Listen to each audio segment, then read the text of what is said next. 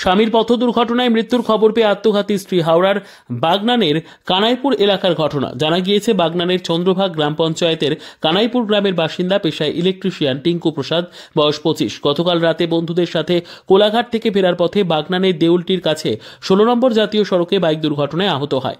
বাগনান থেকে গুরুতর অবস্থায় তাকে উলুবেড়িয়া শরৎচন্দ্র মেডিকেল কলেজ হাসপাতালে ভর্তি করা হয়। সেখানেই মৃত্যু হয় টিঙ্কুর।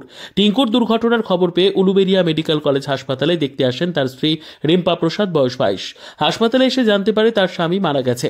তারপরে হাসপাতাল থেকে বেরিয়ে যান রিম্পা।